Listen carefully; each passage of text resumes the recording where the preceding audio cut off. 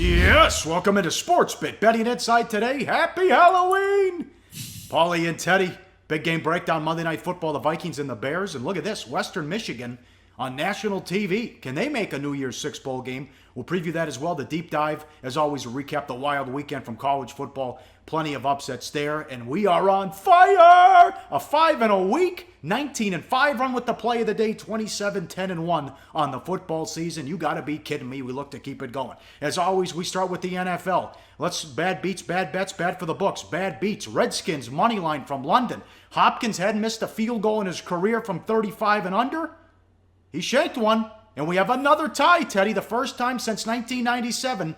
2 ties in the same season. In 97, it also where there were ties back-to-back weeks. One of them, the Sunday night game when Gus Farad headbutted the wall. The infamous Gus Farad. That's right. Did he go on IR after that? Yeah, he hurt himself banging into the wall. Exactly.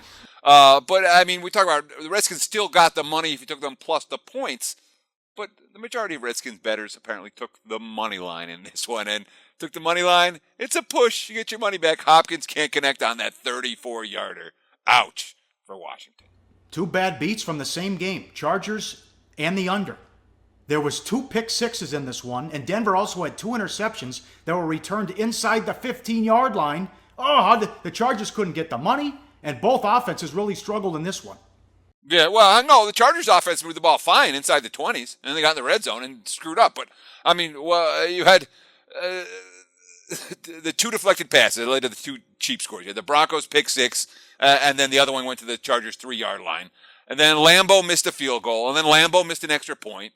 And then the missed extra point led to the missed 2-point conversion, and that led to the gotta go for it instead of kicking the field goal because the kicker just cost them 4 points in a 1-possession game.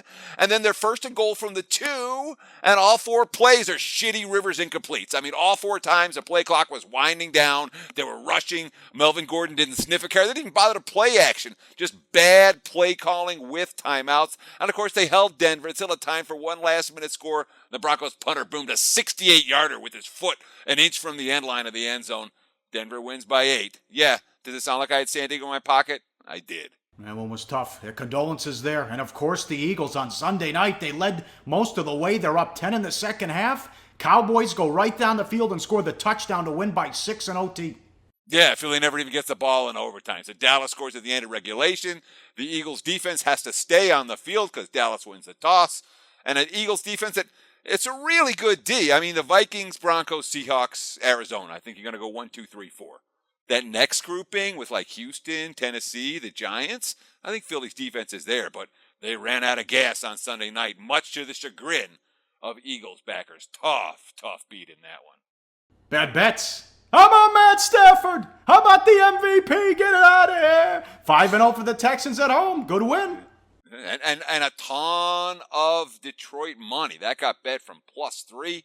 Got bet off the 3, 2.5, down to 2 to +1 over the Texans. And Lions trail wire to wire. I guess Stafford isn't going to be MVP after all. Yeah, right, yeah. Bad for the books. And we talked about this on Friday's show, the weekend preview. A ton of Saints money. The Seahawks, after the Sunday night game, the travel, the early start, 90 plays on the field for 90 plays on defense. Oh, at least they got bailed out because the game stayed under.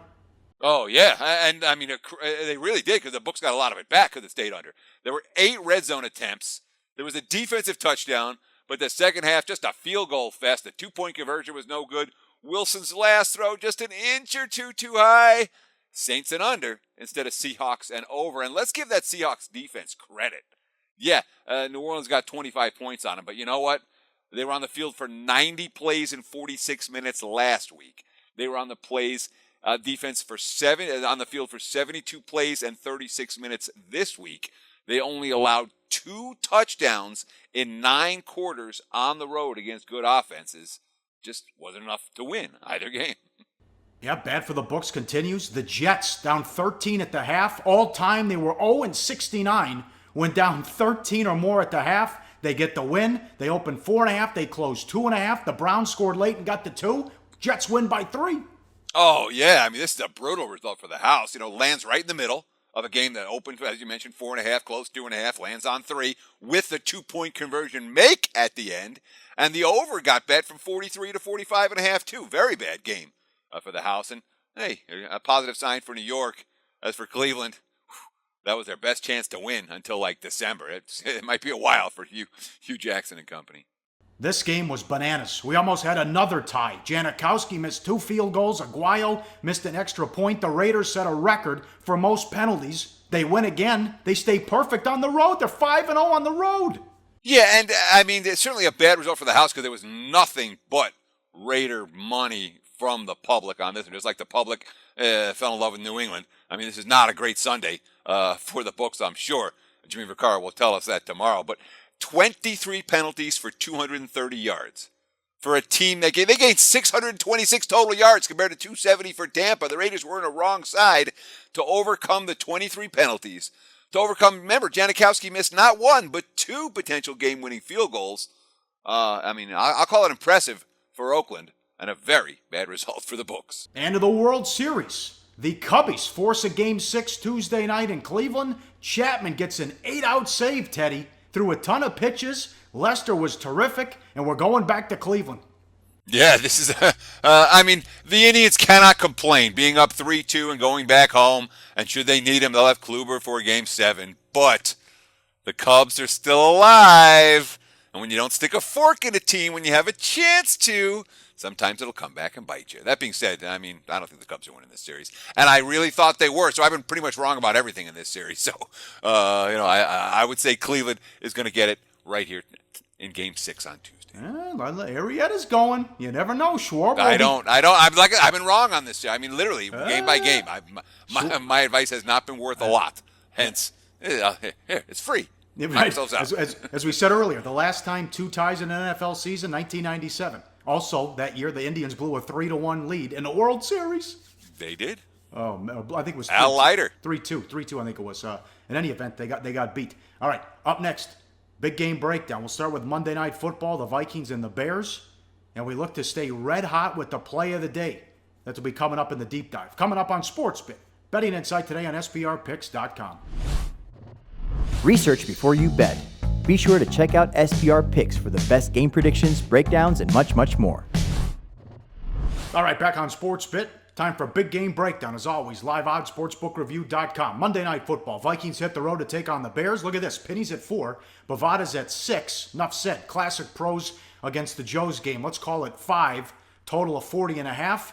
Are Fox and Cutler on the same page? They wanted to finish the season with Hoyer.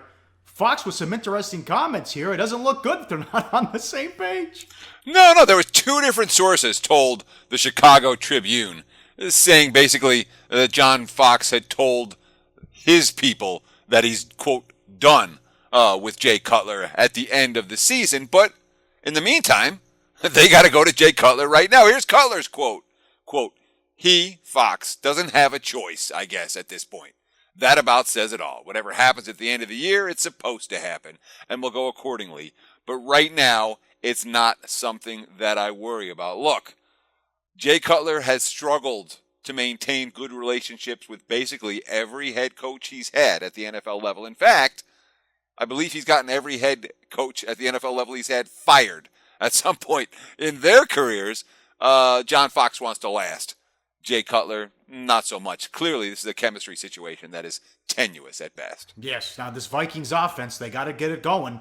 Here's the Vikings offense on the road. No touchdowns at Tennessee. 1 touchdown at Carolina. 1 touchdown at Philly. And that came with 37 seconds left when they were down 21-3. They're 31st in total offense. Only the 49ers have averaged less than 299 yards per game that Minnesota's average. Now, the offensive line's been horrific the last few weeks. No AP causing issues with the running game. 2.6 yards per carry so far. The last time a team finished lower than that, the 46 Lions, who went 1-10, and he lit them up during the week. He lit them up after the game. Mike Zimmer, not happy with that offensive line, called them soft. Yeah, Zimmer's talking about the 2.6 yards per carry. Quote, it's negative yards plays that brings your average down. It is what it is. I can't change it. It's 2.6. That's what it is. So we'll just keep trying to do better. And you're right, Zimmer was not amused by the Vikings' performance last week. But look, you have a bad offensive line. There's talk now that Adrian Peterson could be back in December, but whether that's at the beginning of December, at the end of December, nobody knows. In the meantime, McKinnon's out tonight. So it's an offense that hasn't been able to protect their quarterback or run the football. You're ranked 31 in the NFL, and usually the public hates teams like this, but Minnesota's been able to score consistently on defense and on special teams. And that's something the Bears have not been able to do. You look at the stats here, you make a clear case for Chicago. Chicago's got 50 yards per game more than Minnesota on offense, but they score 6 points per game less, and that has everything to do with turnovers. Yes, Minnesota number one in turnover margin, plus 11. And it's 16 takeaways. Can you believe that? Bears -2 in turnovers. And turnover-prone quarterback now back with Cutler. The Vikings could feast on him. Yeah, but the Bears, they're only -2 in turnovers and not worse because they haven't turned it over a lot. The defense hasn't forced much. But they've only turned it over 9 times in 7 games. That's not too bad, but now they're going back to the quarterback with a history of turnover problems. And it's a defense that, as you mentioned, Paulie, feasts on creating them. What do you think? That this is not much of a home field advantage, if any, right? Well, I never want to pay for a non-existent home field edge. And that anytime you get back in the Bears at home, you're paying for that. Because, look, this year they're 1-2 against the spread at home. You remember the last try on Monday Night Football against Philly, how pretty they looked there. And Jay Cutler looked in that game. They went 2-6 against the spread at home last year. 3-5 against the spread at Soldier Field the year before that. They're 4-15 straight up on this field since the start of 2014. That's not a home field edge, and yet the markets will always price something in my mind, that makes Chicago, for me at least, a non-play. I could only look at the Vikings and that awful offense, which means I'm probably not going to get involved in the game. Yeah, and Zimmer's pissed off, too. A tweet from a guy who watches every day in Chicago says tickets are going for $40. Huh, that's all you need to know. Cubs mania. All right, this is good college football now. LiveOddsSportsBookReview.com, Tuesday night. Huge game in the MAC. Western Michigan against Ball State. Western Michigan 18.5. Look at this, Teddy. The door's wide open. Everyone lost over the weekend. Western Michigan now could be the favorite to get that New Year's Six Bowl game. Sure, and we're going to talk about this every week, and every week somebody's going to lose, and we'll be talking about it again because it's really hard for the Power 5 conference team with all the depth to win every game. When you're talking about a non-Power 5 team, you have that 1 week, and it's really tough to get up for every single game. It's really that's why you don't see a lot of these teams running the table necessarily. But this is not a game that Western Michigan is going to struggle to get up for. They got a national TV setting. They're on ESPN2 on a Tuesday night. And we're talking about a program that has been completely transformed. This team was 1-11 in Fleck's first year in the job. An 8-5 2 years ago with a bowl loss at the end of the season. 8-5 last year with a bowl win. This year they're 8-0 and they're going to be favored in every game the rest of the way. They've got a quality road win at Northwestern already. They're number 17 in the AP poll, and I think that's a little bit high, but my power ratings don't disagree. I have them at the cusp of my top 25. This is a really good team, Paulie, and they have an opportunity to showcase themselves in a national TV setting. They need the style points, big time. Got to have the style points. Terrell, the quarterback, 72% completion percentage, 9.6 yards per pass, 20 touchdowns, 1 interception, 4th in the nation in pass efficiency. Corey Davis will be an NFL draft pick. He's had a big year so far. Now, Fleck didn't get hired for a bigger job last year because of rumors of, little incident with a booster's wife, but I digress. In any event, he'll get a big job after this year. They'll be calling after this one. But he has an interesting quote about how to do your job and what he thinks of his philosophy with this club. Yeah, PJ Fleck's a real motivational guy, and you can hear it in this quote, as you mentioned. Quote, when you row a boat, he's talking the whole team is rowing a boat. That's what they're doing. They're rowing a boat together. When you row a boat, you can't see where you're going. Your back is to the future, but the bow of the boat is where you're going. You're looking at the past, which you can learn from. There are 3 parts. The oars are the energy you bring into your life, the energy rowing the boat.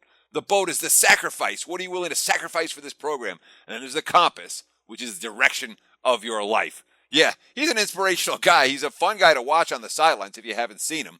And obviously a head coach, whether he's had dalliances or not, who definitely has a future at a bigger program than this one. What are your thoughts on Ball State? In the last couple times they've played, these games have been tight. Well, Ball State's going to put up a fight. Riley Neal can play. He's only a sophomore. He already has close to 4,000 career passing yards, 23 touchdown passes, and he's a dual threat. He's got 8 touchdowns on the ground and more than 700 rushing yards. Ball State, a decent team. They're 4-4. They have a fairly weak schedule after this. They're thinking bowl, just like Western Michigan, even though it's not as big a bowl as Western Michigan's hoping for. And of course, the Ball State team, they haven't lost a game by more than 10 all year. They did, however, lose 54-7 to Western Michigan last year. That was a November road game at the tail end of a 3-9 season. There's a very different attitude and different level of motivation this time around. But we got to talk about power rating differentials here. 2 years ago on this field, 2 years ago, not 10 years ago, 2 years ago, Ball State was -1, and they were in the game. They lost the game by 4. 3 years ago in Kalamazoo, at Western, Ball State is -19, and they won by 21. Power ratings changed really quickly in the MAC. We're talking about a 6-touchdown worth of power rating difference between these two teams between when these current seniors were freshmen and now. Up next, the deep dive. We recap the wild weekend in college football. A ton of ranked teams go down. And of course, the play of the day, a 19-5 run. We look to keep it going up next on SportsBit. Betting insight today on SBRpicks.com. Go to SBRodds.com. Browse, compare, and shop live odds available at top online sportsbooks. Back on SportsBit, Paulie and Teddy. Time for the deep dive. Every Monday we recap the weekend from college football. Let's start with bad beats. Kansas State was laying 6 against Iowa State. They were up 31-10 in the fourth quarter, and the Cyclones get the money, Teddy. Yeah, I mean, the Cyclones got 2 touchdowns and a safety. The safety was actually the key, but at the same time, they dropped a wide-open touchdown pass. They had 4 shots from like the 1-yard line and had another wide-open TD pass that was just thrown really poorly, so cost them a couple TDs. It's certainly a bad beat if you had K-State. You're up 3 scores in the fourth, but that's the way K-State plays, man. You're going to get occasionally those type of beats with Bill Snyder's Wildcats. Yes, there was another horrific beat, but we'll tie it in a bad for the books in a second. Bad bets, Texas Tech, TCU over. Bet all the way up to 87 from 84.5. Teddy, it never had a chance. It still went to double OT. You weren't even close to cashing that ticket. And I'm honestly wondering if this is a record, because this got bet up to 87, and it was tied 17-17 at the end of regulation. Has a game ever finished under by 53 points in regulation before? Good point. I don't know. I certainly can't think of one. The commentators were noting that Gary Patterson closely studied West Virginia's defensive game plan against the Texas Tech spread offense, and they executed that game plan extremely well. Hey, well, what are you doing, Louisville? You're supposed to be the number one-loss team out there. You need style points. You were bet up from heavy steam, 25.5 to 32.5. They were losing with a minute left against Virginia. They're lucky they won. Yeah, you can't cover 32.5 when you only score 32, but Lamar Jackson gets his Heisman moment. Cardinal backers do not share his joy. Arizona over Stanford. I don't understand this here. This is plenty of Arizona money here. Never had a shot, and they got both quarterbacks back. McCaffrey played well. Stanford actually showed a pulse on offense. Yeah, the money on Arizona, +7 to +4. Ton of money betting against Stanford. It's Arizona off a bye. It's Arizona with their top 2 quarterbacks and Dawkins and Solomon back, and yet they got nothing. They got absolutely nothing. Stanford's defense, the MVP in that game, and the book certainly enjoyed that result. More bad bets. How about Ohio State over Northwestern? Ohio State bet all the way up to 26. They win by 4 points. Northwestern has really turned it around. Yeah, you can't cover 26 when you only score 24. Bettors, love Urban Meyer off a loss. The thought process, Ohio State needs to build up style points for the committee. They never had control of the game, let alone style points. And, of course, didn't even score enough to cover the spread. Yep, I don't have a problem with what Fitzgerald did. He was catching some heat on Twitter. 4th and goal from the 15. Couple minutes left. 3 timeouts. He kicked the field goal. They had 1st and goal from the 3 and got pushed backwards. And then here we go. Boise State had their moment. They were on television. They were trying to go undefeated. Big favorites. Money came in on the Broncos. They lose, get beat on a safety. 30-28. What a job Bowles doing with Wyoming. Yeah, and when he got hired, they were saying, watch out for this team in Laramie in a couple years. And Laramie, all of a sudden, a tough place to play once again. Tons of Boise money bet from -12 to -14.5. They lose the game in straight-up fashion following that Brett Ripien sack /fumble/safety. How about some more SEC bullshit? Kentucky now in second place in the SEC East. They beat Missouri. And the game wasn't even as close as the final score. There was a ton of Missouri money, -4.5 to -7.5. Missouri was down 35-7 before a couple of late backdoor touchdowns. What did we say last week, Paulie? We said take the under on Barry Odom's tenure with the Tigers and the Wildcats. Yeah, now 4-2 in conference, 3 straight SEC W's, and 1 win from bowl eligibility. Mark Stoops not ready to have a fork stuck in him just yet. Yeah, and Harbaugh took it easy here. Michigan had the big lead, rivalry game. Michigan State battled back, hung tough, and Michigan survives by 9. Sure, but the books made out like bandits on this one. Wolverines bet from -19 to -24.5. And I mean, it was a 30-3 run after Sparty's first touchdown, but Michigan did not keep the pedal to the metal in the fourth quarter. And certainly didn't do their backers any favors. Games of the year here in Las Vegas that were released in the summer. Michigan State was favored in that game. Oh, man. All right. Bad for the books. Oh, man. South Florida, Friday night, beat Navy 52-45. They had a big lead late. Navy went touchdown, and then they drove the length of the field throwing the ball and scored on the final play of the game because it happened on the final play. They don't kick the extra point, it lands 7. Oh, yeah, and remember, this game opened -9. It closed -6. Lands right in between because of that the touchdown coming on the last play of the game. That never a good result for the house. No, sir. Wild one there. There was a 6-figure bet at William Hill, +7.5. The guy had Navy. My God, Christmas came early there. Another bad. Penn State over Purdue. Rout. Yeah, I mean, it was 17-17 at halftime.